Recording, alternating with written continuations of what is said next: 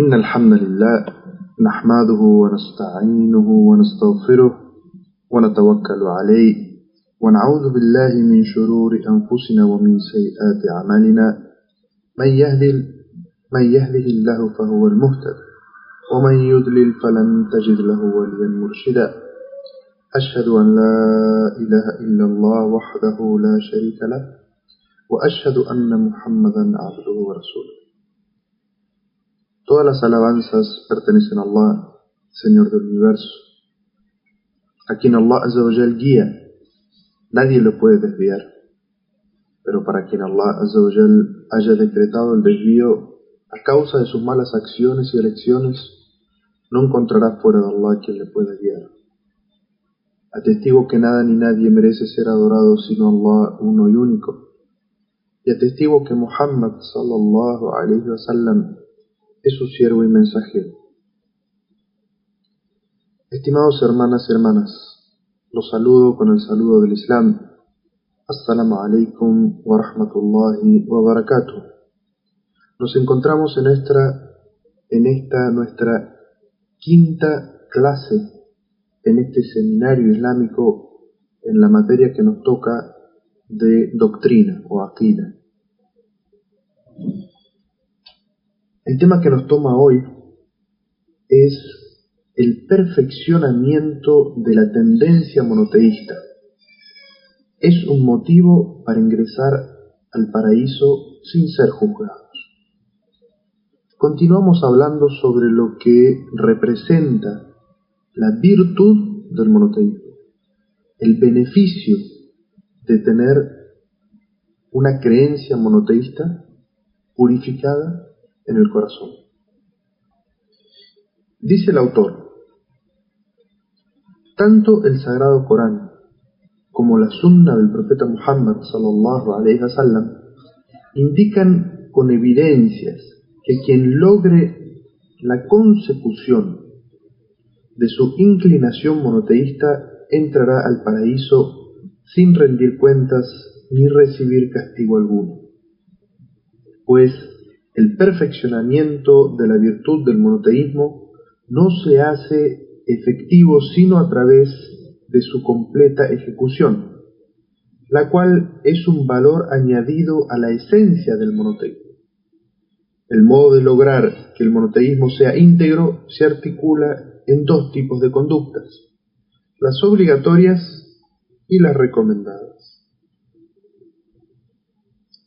En este primer párrafo, el autor nos habla de que existen distintos textos en el Corán y en la sunna del profeta Muhammad sallallahu alayhi wa sallam que evidencian que aquella persona que logre purificar su monoteísmo al punto de perfeccionarlo, llevarlo a lo que se llama el kamal, la perfección del monoteísmo, esa persona va a ingresar al paraíso sin rendir cuentas, sin siquiera tener un juicio, y estará a salvo de todo castigo.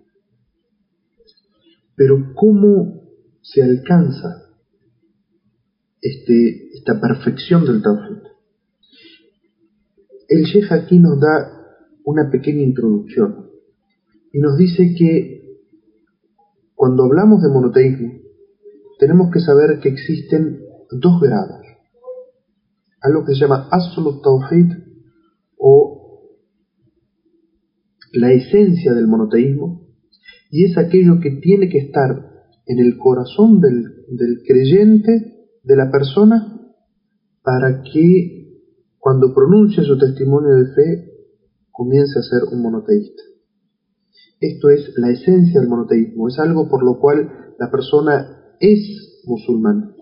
Quien no tiene esta esencia del monoteísmo no entra dentro del Islam. Y luego está lo que se llama la perfección del monoteísmo, que es un grado más alto, Kamal at-Tawhid, que para alcanzar este grado de monoteísmo se debe trabajar, purificar, estudiar el monoteísmo y también estudiar todo lo que representa el shirk para justamente no caer en ello y mantener puro su monoteísmo. Sobre el final, el autor dice: el modo de lograr que el monoteísmo sea íntegro se articula en dos tipos de conductas: las obligatorias y también las recomendadas. Aquí el autor está hablando de que, como todos sabemos, hay obras, actos en el Islam que son de carácter obligatorio y otras obras que son de carácter voluntario. Cuando una persona quiere alcanzar Kamal al-Tawhid, es decir, tener perfecto o perfeccionado su Tawhid, debe aferrarse a ambas obras y no solamente aferrarse a aquello que es obligatorio, sino que también debe trabajar, esforzarse por cumplir aquellas obras que son recomendadas, incluso en la purificación del Tawhid, porque el hecho de cumplir con los actos obligatorios y dedicarse a los actos voluntarios demuestran la purificación del Tawhid que tiene esta persona en su corazón. Dice el autor en la página 2: ¿cómo se alcanza el monoteísmo? Dice: por medio de su purificación y expurgación de todas las impurezas de la idolatría, innovaciones y prohibiciones. Es decir, esto implica ejecutar los preceptos obligatorios y apartarse de las prohibiciones. El autor aquí nos está diciendo cuáles son las bases para alcanzar el monoteísmo. ¿Cómo se alcanza este monoteísmo?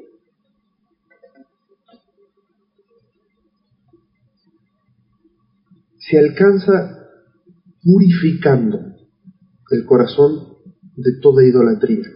Evidentemente, para esto se necesita un estudio por el cual la persona, a la luz de los versículos del Sagrado Corán y los hadices del profeta Muhammad sallallahu alaihi wasallam, comprenda todo lo que implica el Tawhid. Y también implica un estudio detallado de todo lo que implica y es forma de shirk, porque eso significa la purificación, la expurgación, es decir, sacar, quitar, limpiar del corazón todo sentimiento, todo pensamiento, toda palabra y toda obra que puede implicar idolatría. Pero este no es el límite. Aquí el autor habla de las impurezas de la idolatría y habla también de las innovaciones y las prohibiciones. Es decir, que para lograr la purificación del Tawhid que se encuentra en el corazón, el musulmán debe abstenerse de todo lo que implica una innovación en la religión. Porque cuando una persona comete una innovación, sabiendo que esto es una innovación,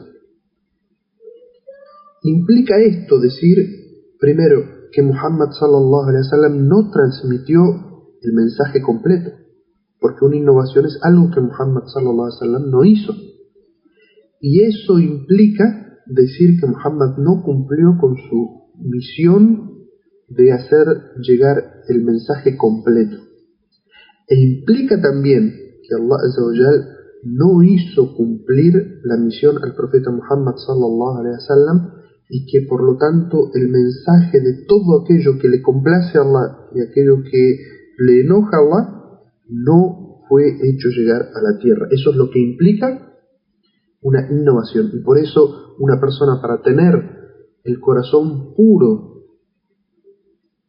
con el Tawhid, necesita mantenerse aparte de toda idolatría, porque estos conceptos de la innovación que acabamos de mencionar van en contra, evidentemente, de lo que significa un Tawhid puro en el corazón, y también las prohibiciones, porque aquel corazón que está inundado de Tawhid se mantiene alejado de los actos que son prohibidos. Y el autor dice: esto implica ejecutar los preceptos obligatorios. Es decir, una persona que tiene el Tawhid en su corazón debe cumplir con aquellas cosas que son obligatorias. No puede una persona decir: yo soy un monoteísta y no reza, o yo soy un monoteísta y no paga el zakat, o yo soy monoteísta, tengo el tawhid completo en mi corazón y no ayuna en Ramadán, o no se preocupa siquiera por juntar dinero para hacer la peregrinación. Que sea negligente en los actos obligatorios demuestra la debilidad de su tawhid, de la creencia en su corazón en el monoteísmo. Y también, como mencionamos, el segundo punto, que es apartarse de las prohibiciones. Cuando una persona no logra apartarse de las prohibiciones, demuestra esto que en su corazón su tawhid no está perfecto ni completo. Dice el autor, luego ingresando en un campo de unas definiciones que ya hemos dado en el nivel 1, y vamos a repetir, que son la idolatría mayor y la idolatría menor. Dice el autor, la idolatría mayor es absolutamente contraria al monoteísmo, mientras que la idolatría menor va en contra de su perfeccionamiento completo y obligatorio. ¿Qué quiere decir el autor en esta frase? La idolatría mayor es cuando se dedica un acto de adoración o de devoción a otro que Allah. Y este es un concepto completamente contrario al monoteísmo, porque el monoteísmo implica dedicar todo acto de adoración o de devoción directamente y únicamente a Allah Azza wa Jalla. Por lo tanto, quien comete un acto de idolatría mayor anula su monoteísmo. Y por eso se dice que aquellas personas que cometen actos de idolatría mayor salen fuera de lo que es el círculo del Islam, hasta que renueven y purifiquen su monoteísmo. Mientras que la idolatría menor son actos que no son para complacer a otro que Allah originalmente, y por eso el profeta sallallahu alaihi wasallam, cuando describió la idolatría menor, dijo como ejemplo ar-riya, es decir, hacer algo para hacerse ver, es decir, hacer un acto de adoración a Allah, pero que no está puro, no es solamente para complacerlo a Allah, sino que también se trata de buscar la reputación o que la gente piense bien de uno a través de ese acto de adoración.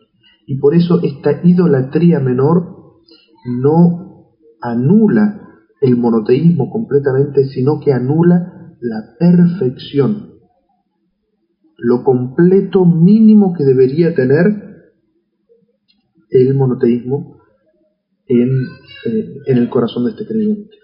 ¿Cuál es la consecuencia de cometer alguno de estos actos? Cuando una persona comete un acto de idolatría mayor y se sale del Islam, todos sus actos que haya hecho los pierde, han sido en vano. Mientras que cuando una persona comete un acto de idolatría menor,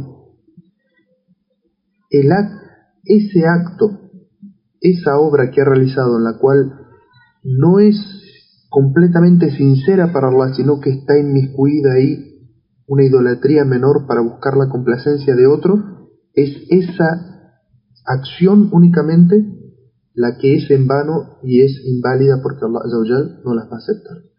¿Por qué?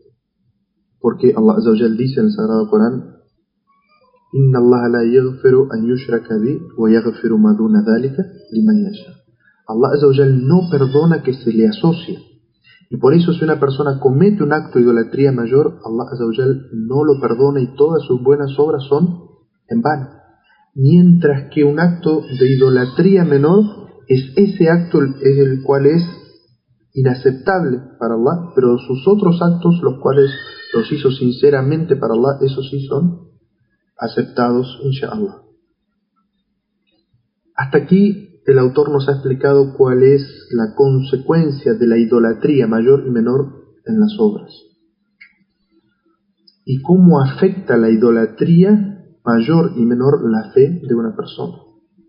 Pasemos a las innovaciones. Dice el autor: por su parte, las innovaciones desprestigian el monoteísmo y objetan su autenticidad. Como dijimos, cuando una persona comete innovaciones, sabiendo que el profeta sallallahu alaihi wasallam no hizo eso y que Allah azza wa jal no lo ordenó, cuando una persona comete esas acciones, desprestigia su monoteísmo, porque lo que está implicando cometer una innovación es que Allah azza wa jal no reveló el mensaje completo y que Muhammad sallallahu alaihi wasallam no enseñó el mensaje de manera completa a la humanidad. Y por eso cometer una innovación desprestigia el tawhid y objeta su autenticidad, porque una persona que tiene el tawhid completo en su corazón sabe que Allah azza wa jal en su perfección reveló el mensaje completo de todo lo que hay bien para la humanidad y advirtió sobre todo lo que hay mal, y que Muhammad sallallahu alaihi wasallam enseñó todo aquello que Allah le ordenó que enseñara y advirtió sobre todas aquellas cosas que Allah le ordenó que advirtiera a la gente. Y luego dice el autor, pero ¿cuál es la consecuencia del pecado sobre el monoteísmo? Y dice, los pecados disminuyen la recompensa que genera. Como hemos visto hasta aquí, el monoteísmo es una acción que tiene lugar en el corazón. Y ese monoteísmo, cuando uno lo cuida, lo estudia, lo purifica en su corazón, tiene por ello recompensa. Los pecados disminuyen la recompensa que genera el tawhid. Dice luego el autor, el siervo no llega a completar el monoteísmo hasta no estar a salvo de los dos tipos de idolatría y de las innovaciones y de los pecados. Subhanallah. Aquí el autor dice, ¿cómo alcanzar Kamal al-Tawhid? ¿Cómo alcanzar la perfección del Tawhid en el corazón? Tahqiq al-Tawhid. ¿Cómo uno alcanza a realmente tener un Tawhid pleno y puro en su corazón? Uno no lo puede alcanzar hasta que haya comprendido todo lo que implica en idolatría mayor y se haya apartado. Todo lo que implica idolatría menor y se haya apartado. Y haya estudiado la jurisprudencia y sepa todo lo que implica innovaciones y se mantenga aparte de la innovación. Y que comprenda en el estudio de la jurisprudencia lo que implica un pecado y se mantenga también al margen de esto. Quien haga este trabajo de purificación de su corazón y su ser, de su tawhid y su obra, esta persona puede alcanzar a completar su tawhid.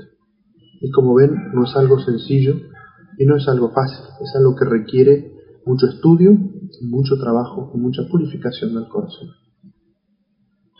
Dice luego el autor, a esto se le debe agregar el hacer obras recomendadas, las cuales son deseables, y abandonar las detestables, amén de algunas permitidas. Subhanallah, alcanzar la purificación del monoteísmo es un acto muy difícil.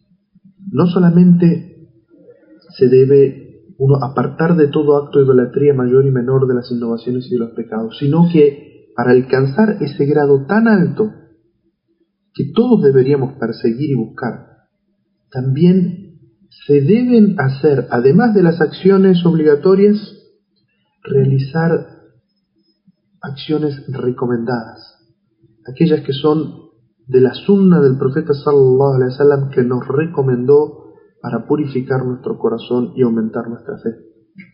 Pero no solamente eso, para alcanzar la purificación del tawhid completo, uno debe apartarse de aquello que no es ni siquiera prohibido, pero es makruh, es detestable. Y como saben, la definición del makruh, de lo detestable en la legislación, son aquellas cosas que si una persona las hace, no comete pecado, porque no es haram.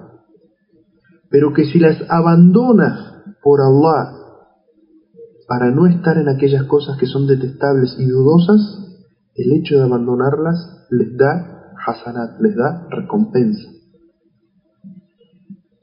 Entonces, para alcanzar la perfección del monoteísmo, hay que apartarse de la idolatría mayor, la idolatría menor, las innovaciones y los pecados. Hay que realizar acciones recomendables y apartarse de aquellas que son detestables. Y además, dice el Sheikh, el autor, dice, abandonar también algunas acciones permitidas. ¿Y esto por qué es? ¿Por qué uno tiene que abandonar cosas que son lícitas y permitidas por Allah? Esto es porque en el camino de purificar el corazón, de purificar el alma, el nafs, el ego, uno debe prohibirle a su alma determinados gustos, para de esa manera saborear la fe de lo que significa apartarse de aquellas cosas que son lícitas. Como les doy un ejemplo, el ayuno voluntario. Fuera de los días de Ramadán, comer y beber durante el día y mantener relaciones sexuales es algo completamente lícito. Pero quien se abstiene de esas cosas por amor a Allah, cosas que son lícitas, ha de obtener por ello una recompensa grandiosa y también el perdón de muchas de sus faltas. Entonces, para alcanzar la perfección del imán, la perfección del monoteísmo, del tawhid en el corazón, ha de trabajarse mucho y esforzarse mucho, porque se debe apartar de toda idolatría mayor y menor, apartarse de las innovaciones, de los pecados. Se deben no solamente realizar los actos obligatorios, sino también los actos recomendados y deseables de la Sharia. También se deben abandonar aquellos actos que no son prohibidos pero son detestables, son makruh, y también luchar contra el ego y el deseo y prohibirse a uno mismo en pos de la educación del ego, prohibirse cosas que son permitidas. Quien haga todo este trabajo es mucho más factible que alcance la perfección de su tawhid.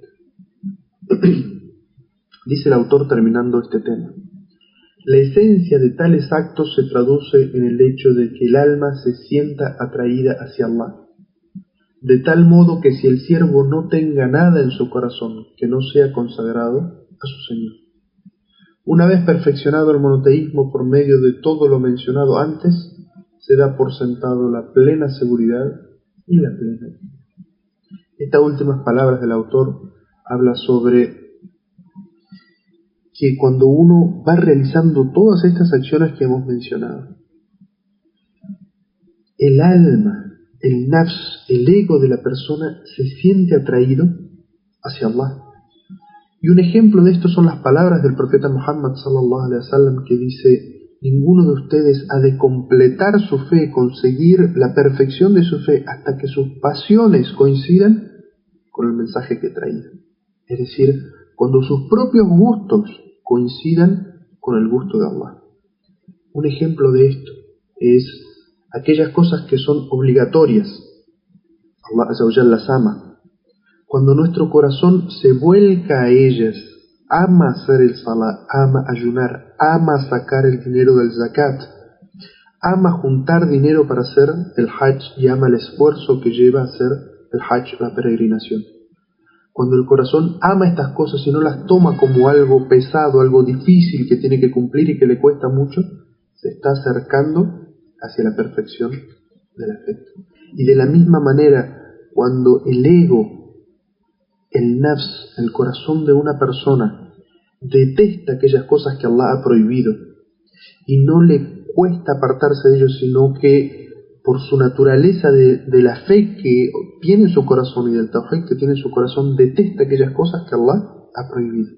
Quien alcance esto, dice el profeta sallallahu alaihi wasallam, es decir, que sus gustos coinciden con los gustos de la Sharia, alcanza la perfección del imán. Y aquí el Sheikh nos está hablando de ese concepto.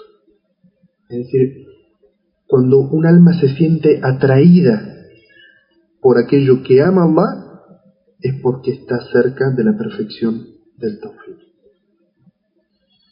Y todo lo que tiene el siervo en su corazón lo consagra a Allah, se lo dedica a Allah. Todo acto de adoración, de devoción, de respeto, se lo dedica a Allah Azza wa Jal y a nadie más.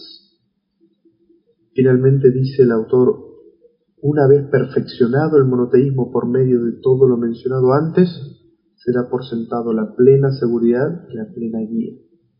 Y esto es en referencia a un versículo que mencionamos en nuestra clase anterior, en el cual aquellas personas que perfeccionan, trabajan para perfeccionar su tawhid y alcanzan la perfección del tawhid, tienen el aman, es decir, la seguridad de Allah Azza wa Jal, de su fe en esta vida y en el más allá. وَهُمْ مُهْتَدُونَ, es decir, están en la guía, están en el camino de la guía y obran según la guía. Quien haya perfeccionado su tawhid alcanza estas dos cualidades, estas dos virtudes, y qué enorme gracia es poder alcanzarlas. Luego el autor trae un título y dice: ¿quiénes son los que logran la consecución completa del monoteísmo? Es decir, la perfección de su tawhid, de su monoteísmo. Dice el autor: Allah, Altísimo sea, menciona a su profeta Abraham, alayhi salam, atribuyéndole notables cualidades que en sí son el propósito para alcanzar el perfeccionamiento del monoteísmo. Dice Allah Azza wa Jal en el Sagrado Corán: por cierto que Abraham reunía en sí todas las virtudes, era una umma, una comunidad, era obediente a Allah y tenía tendencia innata hacia la verdadera creencia, era monoteísta, y nunca se contó entre los asociadores, entre los idólatras. Allah Azza wa Jal elogia al profeta Abraham y le atribuye cualidades sublimes, que a través de esas cualidades es que se alcanza el perfeccionamiento del tawhid. Es decir, Allah Azza wa Jal elogia estas características para que las tomemos en cuenta en nuestro camino para alcanzar la perfección del monoteísmo. Comienza Allah Azza wa Jal en este versículo diciendo: por cierto que Abraham era una umma, era una comunidad completa, porque reunía un montón de buenas virtudes. Y luego Allah Azza wa Jal nos explica algunas de estas virtudes y dice: era obediente a Allah, era devoto a Allah, lo que Allah Azza wa Jal ordenaba, él lo cumplía. A tal punto, subhanallah, y nos sorprende que Allah Azza wa Jal, para probarlo a él y a su hijo, le pide a Ibrahim, al profeta Abraham, que sacrifique a su hijo varón. Y Abraham, como nos menciona la historia del Sagrado Corán, tenía una relación muy cercana con su hijo. Habían construido juntos las paredes de la Kaaba, la casa para adorar a Allah, para llamar a toda la gente a hacer la peregrinación. Es decir, su hijo era un creyente y él lo amaba tanto por ser su hijo como por ser un creyente. Y Allah Azza wa Jal le pide que lo sacrifique, y Abraham, que tiene esta relación tan cercana con su hijo, le dice: hijo mío, he visto en un sueño que te sacrifico, que te corto el cuello. Y ambos, Abraham y su hijo Ismael, sabían que los sueños de los profetas son parte de la revelación, son verdad, y que deben llevarse a cabo.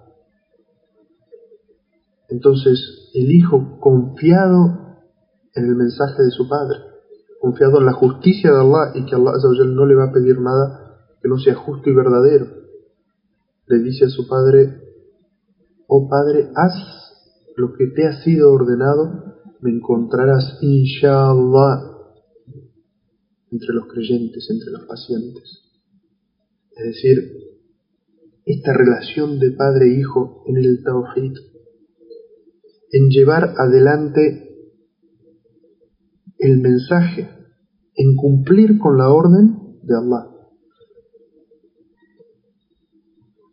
Y a pesar de toda la dificultad que esto significa, que Allah le pida a un padre que mate a su hijo, que degüelle a su hijo, por obediencia a Allah, Ibrahim se dispone a hacerlo, y en el momento que se dispone a hacerlo, Allah cambia a su hijo por un cordero.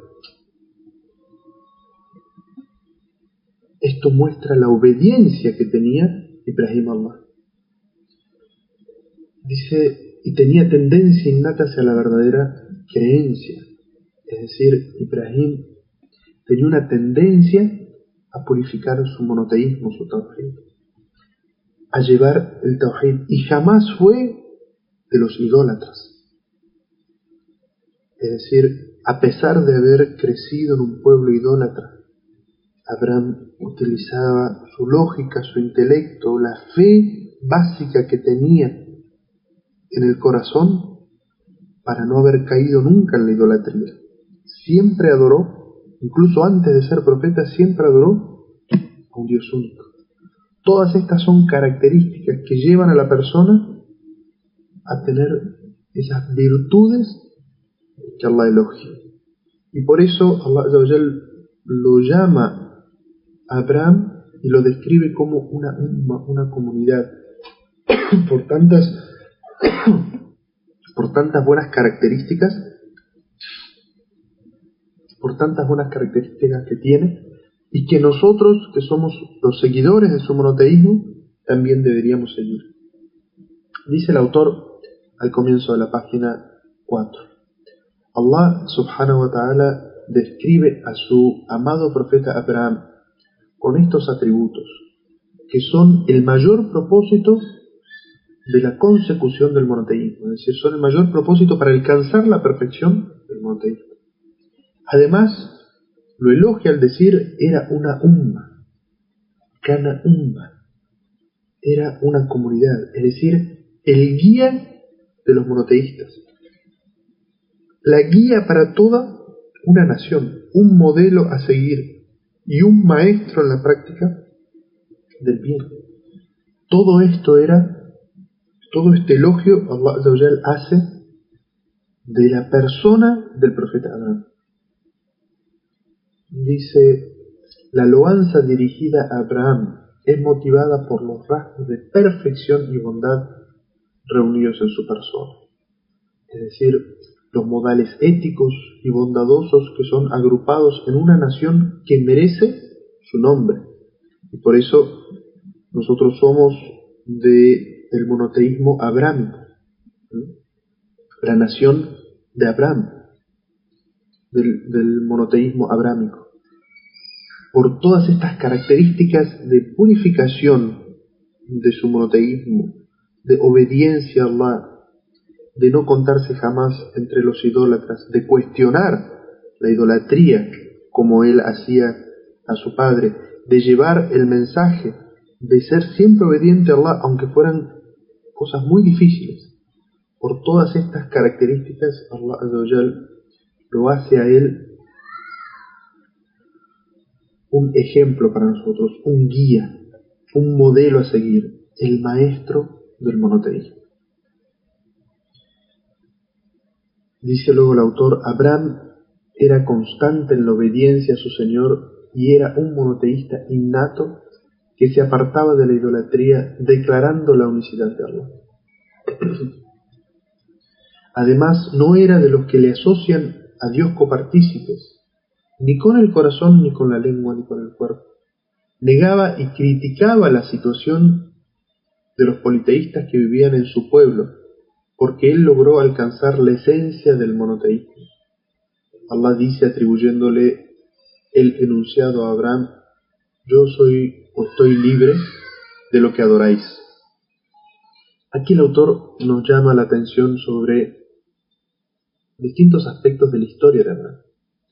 Primero, que Abraham desde muy joven cuestionaba el politeísmo de su pueblo y utilizaba todas las técnicas para hacer reflexionar a la gente de su pueblo. Él los criticaba por adorar ídolos, los hacía reflexionar. Cierta vez llegó al límite de que cuando su pueblo había salido de la ciudad para llevar adelante un festival en el cual adoraban a sus ídolos, veneraban a sus ídolos, él se quedó en la ciudad y fue donde estaban los ídolos. Y entre esos ídolos había un ídolo grande y otros ídolos más pequeños. Y agarró un hacha y rompió a pedazos unos ídolos pequeños y colgó el hacha en el ídolo más grande. Entonces, cuando la gente del pueblo de Abraham vuelve al pueblo y se encuentra a sus ídolos destrozados, dicen: acá había una persona que criticaba a nuestros ídolos, ese es Abraham, vamos a preguntarle por qué ha hecho esto. Y cuando llegan, Abraham les dice: ¿por qué no le preguntan al ídolo grande, que es el que tiene colgado el hacha? Entonces el pueblo mismo le dice: él es de madera, él no puede hacer nada. Entonces Abraham, sobre esa expresión que ellos tienen de sinceridad de que realmente ese ídolo de madera no podía hacer nada, los llama a la reflexión y les dice: ¿y entonces por qué lo adoran? ¿Por qué le piden? ¿Por qué le suplican? Si ustedes creen que ni siquiera puede destruir unos ídolos de madera, ¿por qué le temen a ese ídolo si ustedes saben que ni siquiera puede agarrar un hacha y romper un ídolo de madera más pequeño? Es decir, todas estas formas utilizaba Abraham para hacer reflexionar a su pueblo y sacarlo de la idolatría hacia el monoteísmo. Y él declaraba abiertamente la idolatría, incluso cuando eso lo llevó a que peligre su vida. Y todos ustedes conocen la historia en la cual el pueblo, después de esto, después de esta historia que les acabo de comentar, el pueblo se confabuló contra Abraham. Indignado, prendieron una enorme hoguera y decidieron arrojarlo a la hoguera. Pero Allah Azza wa Jal protegió a su profeta amado y le ordenó al fuego cuando lo estaban tirando. Le dijo: sé frío y calmo para mi amado Abraham. Y el fuego no lo quemó. No lo pudo perjudicar, porque Allah Azza wa Jal, que es el que tiene poder sobre todas las cosas, e hizo que el fuego queme, le ordenó al fuego que no lo quemara. Pero así y todo, Abraham, a pesar de que esto podía poner en peligro su seguridad, seguía llamando a su pueblo a la reflexión para que adoraran únicamente a Allah y abandonaran la idolatría. Abraham, él, por trabajar tanto su tawhid y trabajar tanto por el tawhid, es que Allah lo elogia de esta manera y dice que él es el padre del monoteísmo.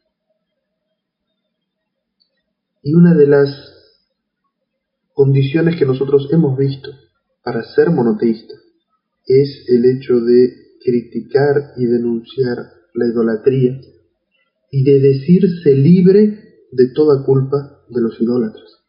Y por eso nos menciona aquí el autor al final diciendo: yo estoy libre, es decir, soy inocente de todo lo que adoran. Yo puedo pertenecer a vuestro pueblo, pero yo soy inocente, estoy completamente por fuera, libre de lo que ustedes adoran y de todo lo que implica la obediencia que ustedes tienen a sus ídolos. Eso también es parte del tawhid. No alcanza simplemente con decir que Allah existe y Él debe ser adorado, si no se niega la divinidad a todos los otros ídolos. Y por eso el mensaje y la shahada completa es La ilaha illallah. Nadie tiene derecho a ser adorado sino Allah. Es decir, que la shahada, el testimonio de fe de los musulmanes, no es nosotros adoramos a Allah, sino es nadie merece la adoración. Ningún ídolo que es adorado fuera de Allah, del ser creador, sustentador, que da la vida, la muerte, todo lo que se dedique de adoración y de devoción a otros es falso. No tienen derecho a esa adoración. El único que tiene derecho a ser adorado es Allah. Dice luego el autor en la página siguiente: es decir, que Abraham se declaró inocente de aquello que adoraba su pueblo. Luego se apartó para no ser identificado con ellos y esto es algo muy importante, es decir, en todo aquello que podría generar confusión, que el musulmán sea identificado como un idólatra, el musulmán debe sentar principios claros de que se aparta de eso porque esa acción o ese lugar puede llevar a que la gente lo confunda con un idólatra. Allah Azza wa Jal nos narra en el Sagrado Corán qué fue lo que dijo el padre de los monoteístas Abraham. Dice: me alejaré de vosotros y de cuanto adoráis en vez de Allah, e imploraré a mi Señor que me consuele, tal vez no quede decepcionado en mi súplica a él. Aquí Abraham dice: ustedes siguen adorando en este lugar a sus ídolos, yo me voy a apartar de ustedes en este lugar de adoración, y también me aparto de todo lo que ustedes adoran en lugar de Allah. Y le voy a pedir a mi Señor que consuele mi corazón y los guíe.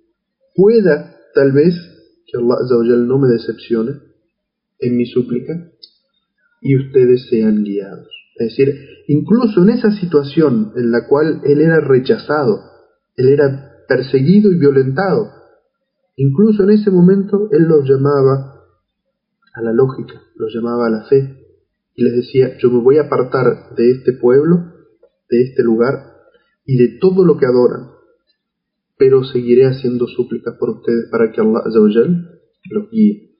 Y así es el corazón del musulmán. Tal como el profeta Muhammad sallallahu alaihi wasallam fue el mejor ejemplo, y Allah Azza wa Jal lo describe en el Sagrado Corán cuando dice: no te hemos enviado sino como una misericordia para los mundos. Y el profeta Muhammad sallallahu alaihi wasallam visitaba a su tío todos los días para invitarlo a Islam, y su tío rechazaba el mensaje a pesar de que era cálido con él y de que lo protegía de la gente de Quraysh, pero el profeta iba todos los días a visitarlo, a invitarlo al Islam.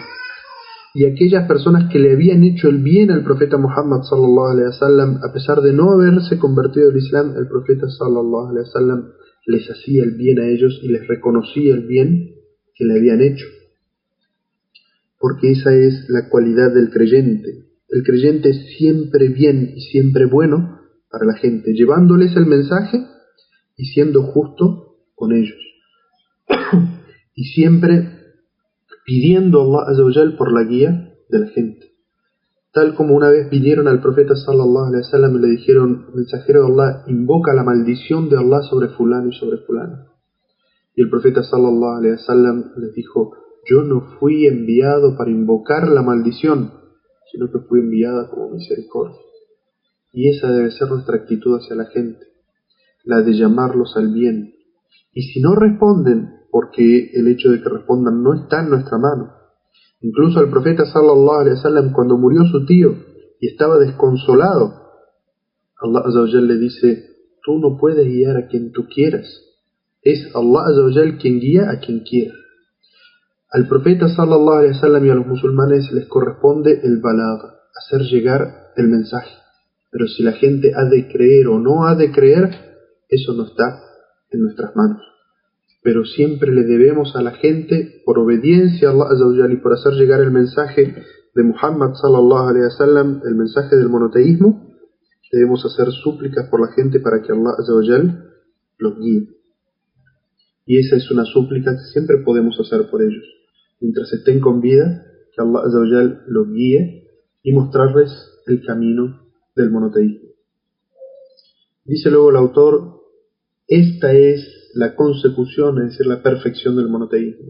Por eso Allah nos ordena seguir los pasos del profeta Abraham. Dice Allah en el Sagrado Corán: por cierto que tenéis en Abraham y en los creyentes que le siguieron un hermoso ejemplo.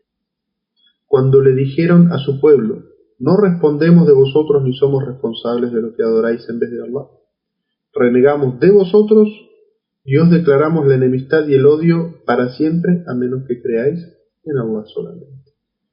En este versículo Allah Azza wa Jal elogia otra característica del profeta Abraham, y menciona que esta característica también es compartida por aquella gente que sigue al profeta monoteísta. Y por eso dice, por cierto que tenéis en Abraham y en los creyentes que le siguieron un hermoso ejemplo, es decir, un ejemplo válido para seguir. ¿Qué es lo que dice? No respondemos de vosotros, es decir, no somos responsables de los actos de adoración que ustedes están haciendo al adorar esos ídolos, ni somos responsables de lo que adoran en lugar de Allah. Es decir, estamos libres, somos inocentes, no tenemos nada que ver ni con sus actos de adoración ni con sus ídolos. Y luego dice, renegamos de ustedes, es decir, de la religión que ustedes llevan, somos completamente inocentes, estamos aparte, no compartimos nada de la creencia, y declaramos la enemistad a esa creencia de la idolatría para siempre. Es decir, esto no es algo negociable. La idolatría no es algo que en algún momento aceptamos y en otro momento rechazamos por conveniencia, no. El monoteísta rechaza la idolatría para siempre, hasta que la gente se avenga a creer en Allah. Y esta era la forma que nos enseñó el profeta Muhammad sallallahu alaihi wasallam, no de odiar a la persona por la persona en sí misma, sino el de detestar y tener enemistad con la creencia idolátrica que esa persona tiene en su corazón. La detestamos y estamos enemistados para siempre, y en ningún momento por un beneficio mundano nos amigamos con la idolatría que tiene esa persona y la elogiamos de alguna manera. No siempre somos críticos de la idolatría y de lo que es adorado fuera de Allah. Finalizando, el autor dice en la página 6, en otro contexto, Allah Azza wa Jal describe a los creyentes habitantes del paraíso y los elogia con las mejores cualidades y virtudes, diciendo de ellos, en verdad, los que están estremecidos por temor de su Señor. Es decir, y dice en otro versículo, esos que creen en los signos de su Señor. Es decir, que creen en sus signos tanto los universales como los referentes a la ley coránica, confiriéndoles a sus buenas obras un tinte de sinceridad, o sea, la plena seguridad de ser resguardados de la idolatría, sea esta poca o mucho, o mucha, menor o mayor. En estos dos versículos, el autor nos llama la atención sobre características de aquella persona que tiene el tawhid purificado. La primera es de que tiene temor de Allah, tiene taqwa, tiene khawf de Allah Azza wa Jalla, es decir, tiene temor, santo temor, temor devocional de su Señor. Y además cree, tiene yaqín, tiene imán en los signos de Allah. Y los signos de Allah Azza wa Jalla implican dos cosas. Primero, los signos en la creación, que indican la existencia de Allah y la unicidad de Allah y el poder absoluto de Allah Azza wa Jalla. Todos estos signos en la creación, el creyente que tiene el monoteísmo purificado en su corazón, los toma como que son signos de su Señor. Y también los signos en la legislación, es decir, todo aquello que se encuentra en el mensaje que nos llama a hacer algo obligatoriamente, cree en ello y lo hace. Y aquellos versículos que nos prohíben hacer cosas, creemos en ello y nos apartamos de ello. Todo eso son características de aquella persona que tiene la fe completa o el tawhid purificado. Dice Allah Azza wa Jal en otro versículo, y que no asocian a otros con su Señor. Estas personas le declaran la absoluta unicidad a Allah y saben con certeza que no hay otra divinidad excepto Él, el único y Señor absoluto. Esta es otra de las características de aquellas personas que tienen el tawhid purificado, y es que no caen en actos de idolatría, mayor o menor. de ninguna manera. Y esto es evidentemente basado en un conocimiento y en una luz que Allah Azza wa Jalla les concede de entender y de aprender qué es el tawhid y qué es la idolatría para no caer en ella. Finalmente nos dice el autor: quien se encuentre en este estado habrá alcanzado el propósito de la consecución, la perfección del monoteísmo que lleva al paraíso sin rendir cuentas. Es decir, quien tenga todas estas características que hemos mencionado hasta aquí, va por el camino de alcanzar la perfección del monoteísmo. Y quien alcance la perfección del monoteísmo entrará al paraíso sin juicio, sin rendir cuenta de sus obras, porque su obra de haber purificado el tawhid es tan grande que no hace falta juzgarlo por las otras obras que pueda haber hecho. Dice, es de notar, por otra parte,